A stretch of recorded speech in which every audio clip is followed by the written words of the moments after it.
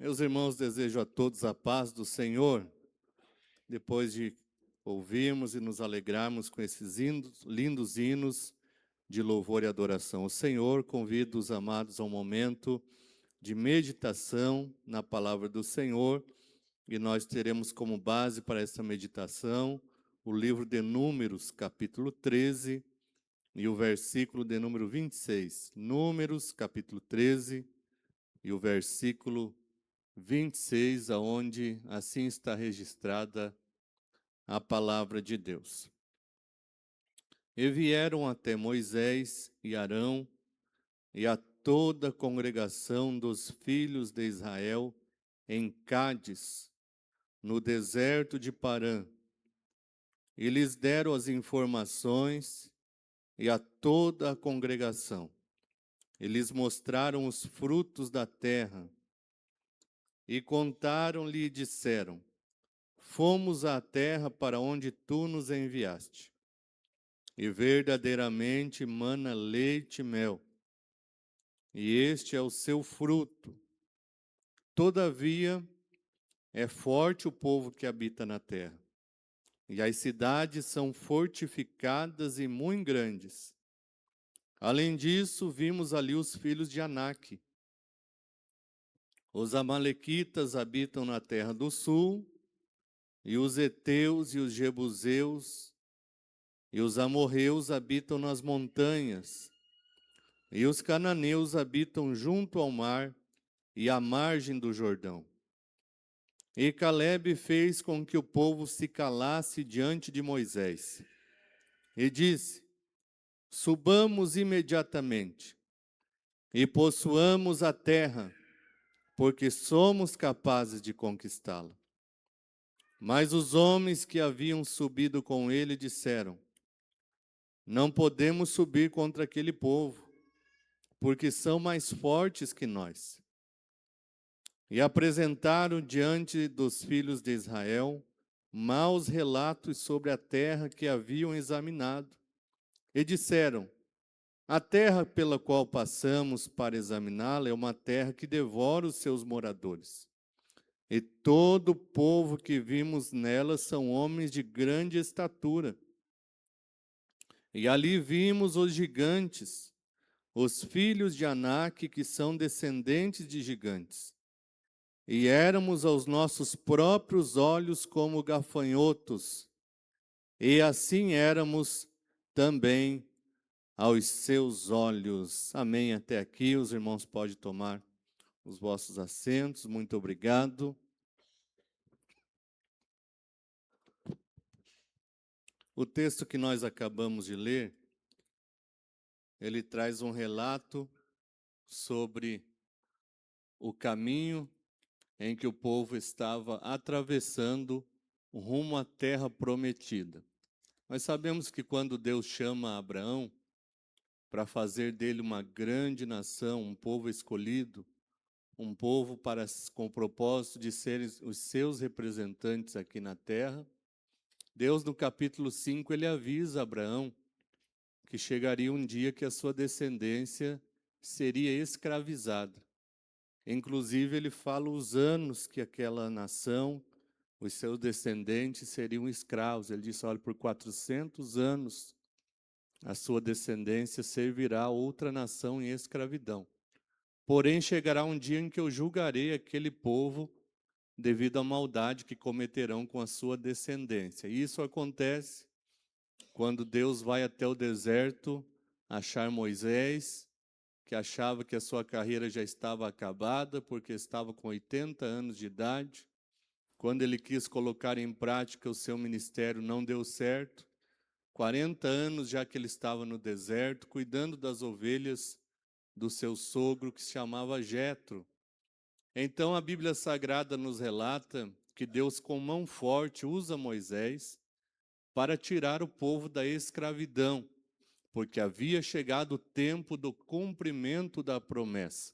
A promessa que Deus tinha feito a Abraão, reafirmado a Isaque e a Jacó, que eram os pais da nação de Israel, agora havia chegado a plenitude dos tempos para eles.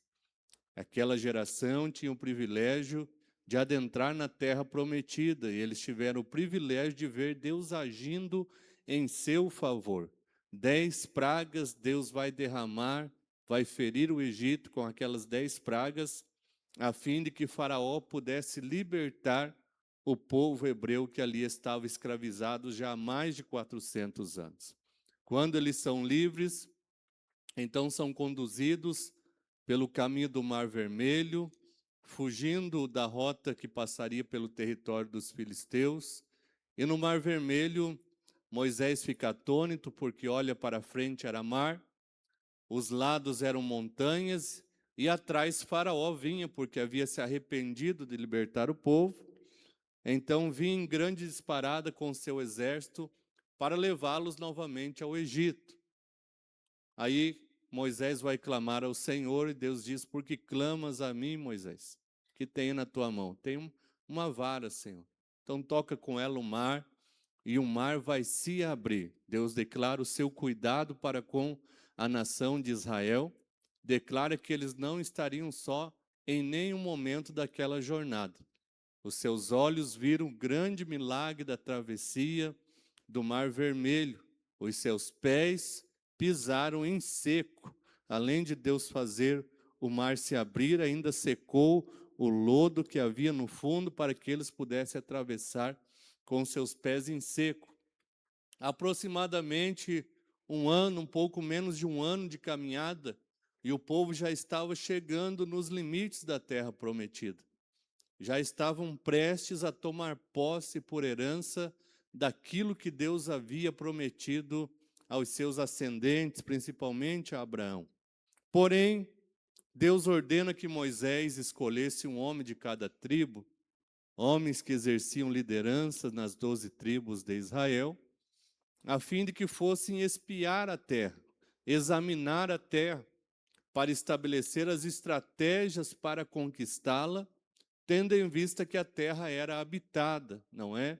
Deus queria, através do povo de Israel, trazer julgamento para aquele povo, porque era um povo mau, era um povo ímpio, era um povo que virava as costas para Deus, era um povo que sacrificava ídolos, era um povo que passava os seus próprios filhos pelo fogo para sacrificar a demônios, e Deus estava cheio daquelas práticas, iria utilizar a nação de Israel para conquistar a terra, subjugar aquele povo que ali estava habitando já há muitos anos. Os principais eram os cananeus, que habitavam grande parte, mas muitas outras nações, muitos outros povos, também habitavam a terra conhecida como a terra de Canaã. Os 12 espias são convocados, dentre eles 2 homens que nós conhecemos e ouvimos falar muito deles já. Um se chamava Oséias. Moisés muda o nome dele, diz agora em diante seu nome será Josué. E o outro se chamava Caleb. Esses 12 vão, por aproximadamente 40 dias, eles ficam na terra dos cananeus, espiando, olhando, vendo como era aquela terra em que Deus havia lhes prometido. Na volta eles trazem um cacho de uva, e o cacho de uva era tão grande que precisou de 2 homens para carregar aquele cacho de uva. Trouxeram outras frutas, e eles vão relatar para Moisés e para todo o povo como era a terra prometida. A terra que um dia Abraão sonhou, Jacó sonhou, Isaac sonhou habitar, mas aquela geração estava tendo o privilégio de tomar posse por herança. Porém, o relato dos espias é negativo. Pelo menos 10 dos 12 espias vão trazer um relato negativo. E eles dizem: olha, realmente a terra pela qual nós passamos, examinamos ela, é uma terra boa. Quando Deus falou que a terra manava leite e mel, ele estava certo, porque a terra é fértil, a terra é produtiva. Olha a prova aqui, olha esse cacho de uva, olha as romãs, olha os figos. É uma terra realmente mana leite e mel. Porém, o povo que habita ali é um povo muito forte, é um povo numeroso. Nós vimos gigantes por todos os lugares que nós passamos. Nós vimos grandes cidades fortificadas, talvez eles passaram pela cidade de Jericó, não é que a espessura do seu muro era 9 metros. Havia casas edificadas em cima das muralhas de Jericó. E esse relato demonstrou a descrença de 10 dos 12 espias em tomar posse daquela terra, não é? O relato que eles trouxeram causou também descrença em toda a congregação de Israel. Ao ouvir aquelas palavras, o coração deles desanimou e eles se revoltam contra Moisés, contra Arão, que exerciam a liderança do povo de Israel. A Bíblia Sagrada, então, nos registra que a descrença vai causar uma série de situações no meio do povo, porque quando nós desacreditamos das promessas e da palavra que o Senhor liberou sobre a nossa vida, nós saímos do propósito que Ele estabeleceu. Quando nós desacreditamos daquilo que o Senhor projetou para nós vivemos, Deus abre mão da promessa que um dia Ele liberou sobre a nossa vida. E nós ficamos à nossa própria sorte. A primeira coisa que eu vejo que é gerado através da incredulidade no coração desse povo se chama medo, não é? Eles ficaram com medo dos habitantes da terra.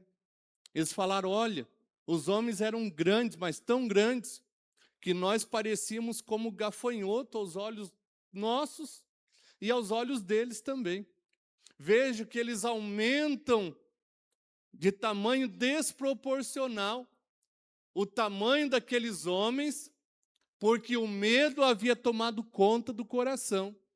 Quando nós somos tomados por esse sentimento chamado incredulidade, que é a ausência da fé, é a ausência da crença na palavra e nas promessas de Deus, o medo vai tomar conta do nosso coração.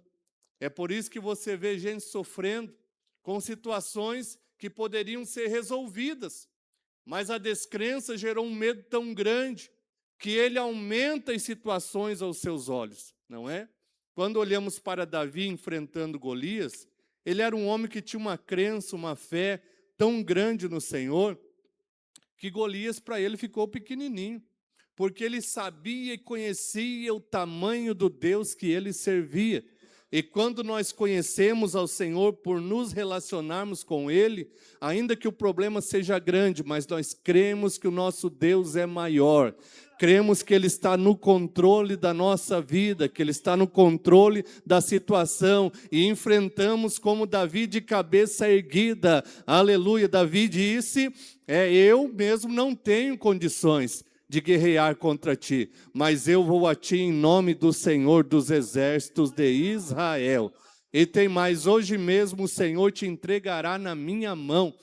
Que é isso? Um adolescente, 17 anos de idade, dizer para um grande guerreiro de quase 3 metros de altura, treinado, matou muita gente, e Davi dizer que iria matá-lo é só para quem acredita no poder de Deus. Quem acredita no poder de Deus vive o impossível. Quem acredita no Deus que ele serve, os milagres são realidade na vida dele. E dia após dia, ele vê a boa mão do Senhor sendo o seu sustento, a sua proteção, a sua provisão. Ele não tem medo da morte, não tem medo do inimigo, não tem medo do inferno, não tem medo de nada, porque sabe que na sua frente está o Senhor dos exércitos guerreando as nossas batalhas. Glória a Deus.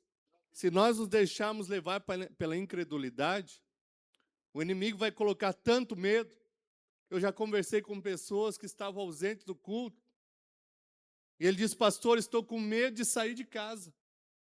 O inimigo entra na mente da pessoa, por falta de exercermos a fé, por falta de acreditarmos no poder de Deus, na provisão do Senhor para as nossas vidas. O inimigo tenta colocar medo na mente de muitas pessoas, fazendo com que os problemas tomem proporções enormes, que os problemas se agigantem diante de nós. Eles olhavam para os moradores e viam todos eles como gigantes. Na verdade, eram alguns gigantes apenas. Mas eles estavam tão amedrontados que parece que todos os moradores de Canaã eram gigantes, eram filhos de Anak. Eles fazem questão por 2 ou 3 vezes de citar no seu relatório que haviam visto os descendentes de Anak, que era o pai dos gigantes que existiam naqueles dias. Assim são muitas pessoas também.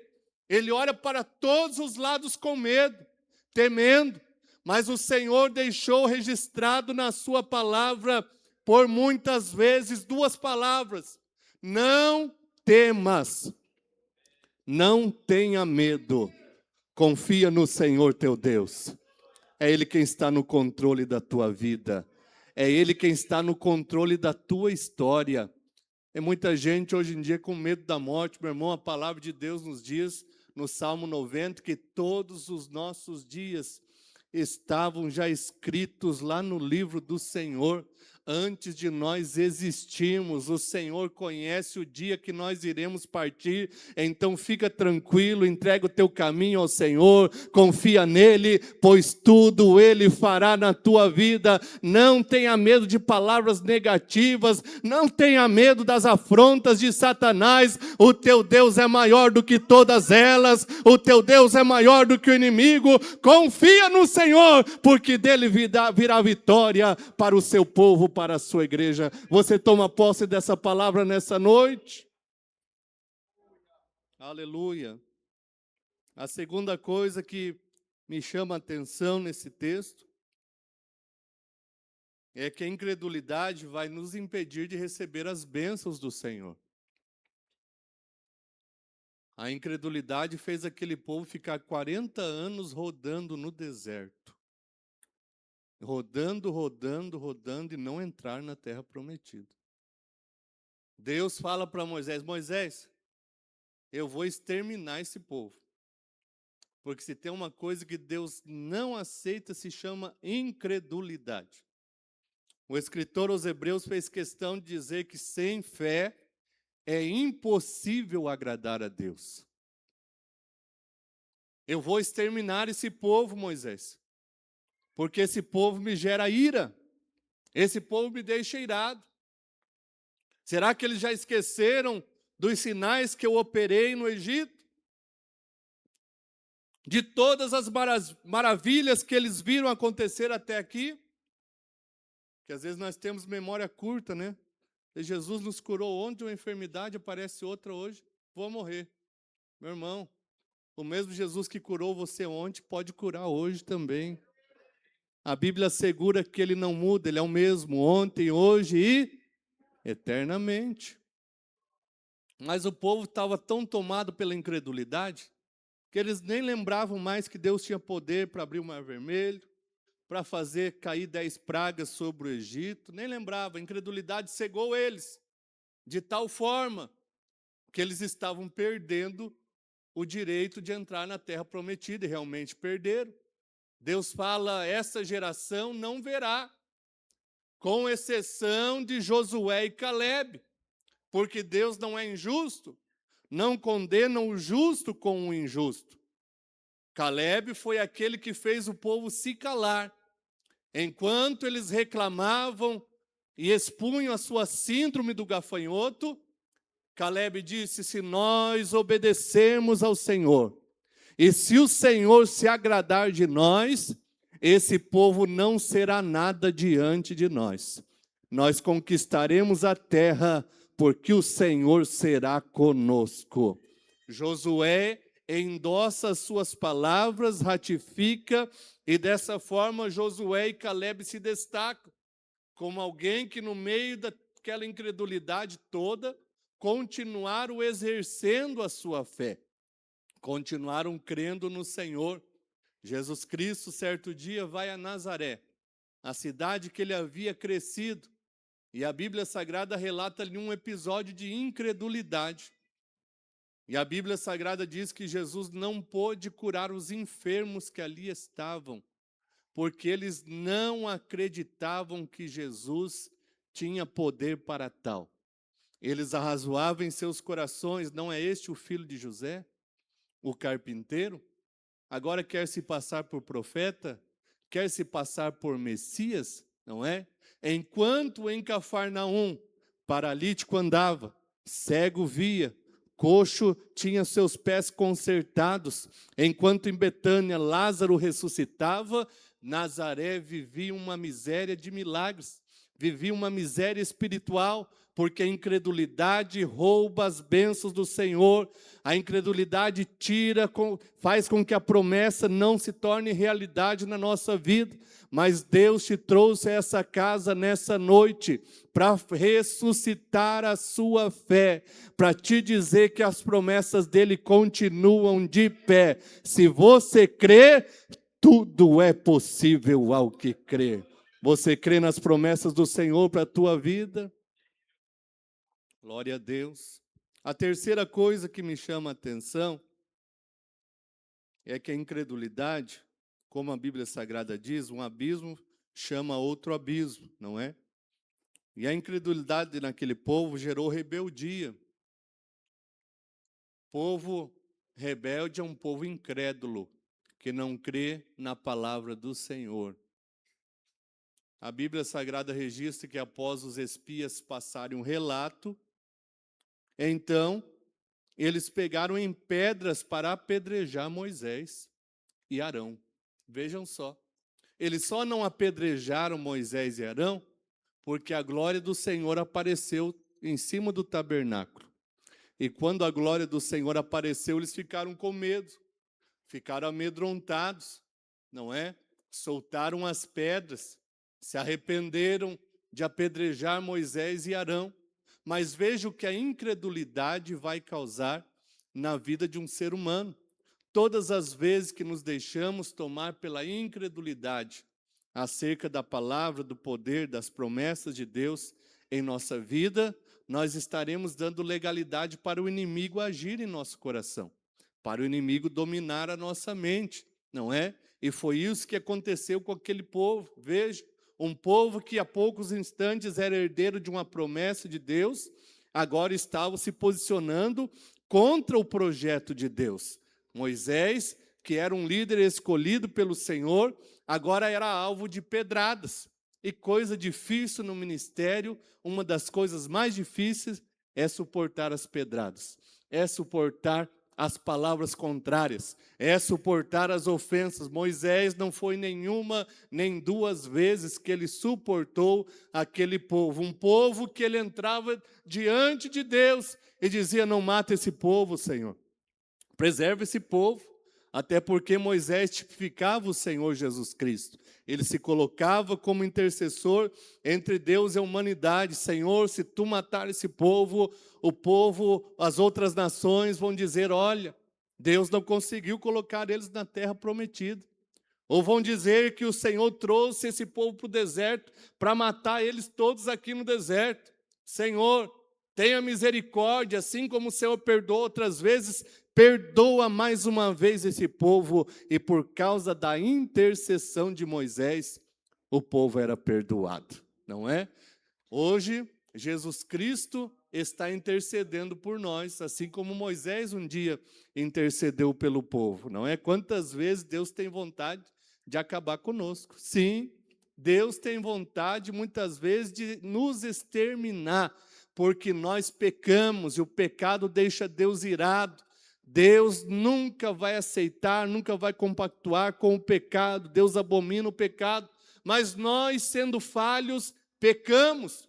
Porém, quando cremos no sacrifício do Senhor Jesus na cruz do Calvário, nós vamos aos pés do Senhor e dizemos: Senhor, perdoa-me dos meus pecados. Arrependido, Senhor, me lava, me limpa, me purifica. E Deus está no trono, irado. Aí Jesus Cristo chega com as suas mãos furadas diante de Cristo e diz: Pai, perdoa o Jackson, perdoa o Celso, perdoa seu Maurílio, perdoa, Pai. E Deus, que é misericordioso, olha para o seu Filho, o Cordeiro de Deus, e por causa da justiça de Deus, de Cristo, realizada na cruz do Calvário, nós somos perdoados dos nossos pecados. Aleluia. exaltado é o nome do Senhor Jesus Cristo. Glória a Deus. Aquele povo estava tão rebelde que eles falaram: vamos eleger um capitão entre nós. Vejam, queriam depor Moisés da liderança. Vamos derrubar esse velho aí. Vamos eleger um novo para que possa nos levar para onde? Para o Egito. Não queriam nem terra prometida mais. Nós queremos um capitão para nos levar de volta para o Egito. Veja o trabalhar do inimigo. Como nós precisamos de ter as armaduras de Deus, a capacete da salvação, para não perdermos a promessa que Deus realizou, para que ninguém venha tomar a coroa que Jesus Cristo tem guardado para cada um de nós. Tenha cuidado com a incredulidade. A incredulidade pode te levar para abismos terríveis.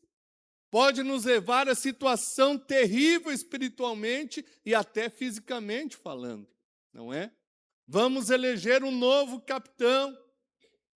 Aí Deus vai bradar, Deus vai repreender aquele povo, porque todo homem que tem um chamado de Deus na sua vida, Deus vai se responsabilizar pelo chamado daquele homem.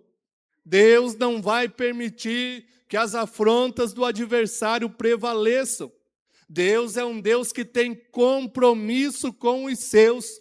Fique tranquilo, não se preocupe acerca do chamado que Deus fez na tua vida. Pode se levantar 1000 à direita, 1000 à esquerda, 10.000 à tua direita, mas o Senhor vai continuar te protegendo. Nenhum mal te sucederá, nem alguma coisa ruim vai chegar na tua tenda, porque o Senhor está no controle da tua vida. Glórias ao nome do Senhor. No outro dia, o povo diz: olha, Moisés, realmente nós pecamos. Nós não deveríamos ter falado aquilo. Realmente, Deus reservou essa terra para nós. Vamos subir e vamos conquistar a terra. Moisés disse: não vão. Deus já decretou que vocês vão andar 40 anos no deserto. A quarta situação que a incredulidade gera é a morte. Morte espiritual. E o povo não deu ouvidos a Moisés. Subiram o monte, deram de cara com os cananeus e foram feridos ali um grande número de Israel. Foram mortos porque saíram do propósito de Deus e se deixaram levar pela incredulidade. Não saia do propósito que Deus estabeleceu para a sua vida. O propósito que Deus tem para conosco é que sejamos parte da sua igreja e venhamos caminhar rumo à terra prometida, Nova Canaã, Jerusalém celestial, novos céus e nova terra. Mas muitos no meio da caminhada, não é, têm se deixado levar pela incredulidade e acabam morrendo espiritualmente. Não deixe o inimigo invadir a sua mente. Busque ao Senhor.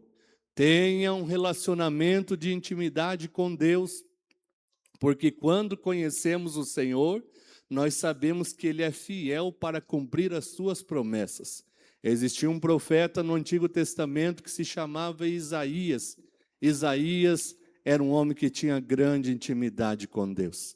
É por isso que no capítulo 43, versículo 13 do seu livro, ele disse: ainda antes que houvesse dia, eu sou. E ninguém há que possa escapar das minhas mãos, porque operando eu, quem impedirá? Isaías, como boca de Deus, revela que quando o Senhor quer agir, não existe ninguém, nem na terra, nem debaixo da terra, nem no céu, nem nesse universo, que possa impedir a ação divina. E se Ele prometeu agir na sua vida, tome posse da palavra que Deus um dia liberou. Continue perseverando, ainda que no deserto tenha lutas, tenha batalhas, tem escassez, tem inimigo, mas se Deus está contigo, você vai atravessar o Jordão, vai adentrar na terra prometida e o nome do Senhor será exaltado na sua vida. Josué e Caleb, 40 anos, caminhando para lá e para cá, enfrentando luta, enfrentando o exército, enfrentando o povo rebelde, mas tinha uma promessa de entrar na terra prometida. Nem Moisés não entrou, porque Moisés chegou um dia que ele estava tão irritado com o povo, que ele vai ferir a rocha de Meribá, e aquela rocha tinha uma simbologia muito grande, ela apontava para Cristo, não é? E quando Moisés bate, ele ofende o Senhor, e aí Deus diz, olha Moisés, por causa desse ato, você não vai entrar na terra prometida, você vai ver que é real, vai subir um monte, vai ver, mas não vai entrar. Moisés tenta, porque sabia que Deus era misericordioso, não é Senhor, pelo menos um pouquinho de tempo, deixa eu ver, deixa eu pisar lá, Senhor. Não, Moisés, você não, porque eu já elegi Josué, ele vai liderar o povo e vai introduzir o povo na terra que mana leite e mel. Josué e Caleb, porque creram, aleluia, porque acreditaram na promessa, já idosos. Josué, quase 100 anos de idade, mas teve força para guerrear grandes batalhas. Aleluia, entrou na terra prometida. Caleb, mais de 80 anos de idade, guerreou as batalhas, e agora vai requerer para Josué sua herança, porque havia recebido uma promessa, que seria herdeiro de grande porção de terra na terra prometida. Aí Josué disse para ele, olha, a tua terra é tal, mas ela está habitada. Tem povos habitando lá, ele disse, não tem problema, com a mesma força que eu lutei as outras batalhas, eu vou lutar essa também, porque se o Senhor prometeu, Ele é fiel para cumprir. Aleluia! E lá vai o velho, guerreia mais uma vez, conquista e toma por posse aquilo que Deus havia um dia prometido para a sua vida. Deus faz a promessa, nós temos que acreditar e correr atrás daquilo que Deus prometeu para a nossa vida. Não fique inerte, não fique desacreditado, confia no Senhor, meu irmão, Deus é contigo, aleluia, se creres, você verá grandes coisas acontecendo na sua vida, o nome do Senhor sendo exaltado, você não vai morrer no opróbrio. Satanás tem mentido para muita gente, dizendo que vai morrer na miséria. A tua vida, a tua casa, o teu trabalho está nas mãos do Senhor, e nas mãos do Senhor virá a nossa vitória. Eu convido você para ficar em pé, eu quero fazer uma oração neste momento, abençoar a tua vida, a fim de que Deus venha confirmar aquilo que um dia prometeu, e nós vamos repreender toda incredulidade aqui nessa noite. Aleluia, eu quero abrir uma oportunidade para você vir diante do altar nessa noite. Nessa oração, eu quero abençoar a sua vida. O Senhor quer edificar a sua fé. Glória a Deus. Tem pessoas que receberam uma promessa de Deus há 10 anos, 15 anos, 20 anos, ainda não aconteceu, mas a palavra de Deus continua de pé. Deus manda lhe dizer nessa noite que a palavra dele não foi revogada. Aleluia, eu quero abrir uma oportunidade, se você crê na promessa que Deus lhe fez, sai do seu lugar e vem aqui à frente, eu vou orar e ministrar a bênção. Deus vai acrescentar a fé do seu povo aqui nessa noite. Aleluia, as setas de Satanás vão cair por terra. Essa guerra espiritual que tem sido travada na sua mente, Deus está decretando vitória nessa noite. É noite de derrota para o inimigo e vitória para o povo de Deus. Aleluia, enquanto você está chegando diante do altar, eu quero perguntar se temos alguém que veio ao templo e ainda não é evangélico. Ainda não tomou a decisão, a mais importante decisão que um ser humano pode tomar, de reconhecer a Cristo como único e suficiente Salvador da sua alma. Eu abro a oportunidade para você que ainda não é evangélico, se ele quiser decidir a Cristo nessa noite, decidir servir ao Senhor e ter a sua vida transformada, mudada, abençoada por Ele, levante uma das suas mãos como sinal e eu quero orar por você. Aonde você estiver, aqui à frente, aí nos bancos, temos alguém que quer servir a Cristo, que quer se entregar de corpo, alma e espírito ao Senhor.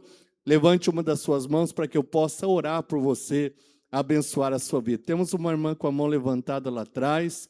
Se você puder, irmã, chegar aqui diante do altar, eu quero orar por você nessa noite. Onde está a segunda pessoa que quer se entregar a Cristo nessa noite, recebendo Ele como Salvador da sua alma? Jesus te ama muito e tem um propósito de salvação contigo. A promessa que Ele fez também é para você. A terra prometida, a eternidade também é para você. Glória a Deus.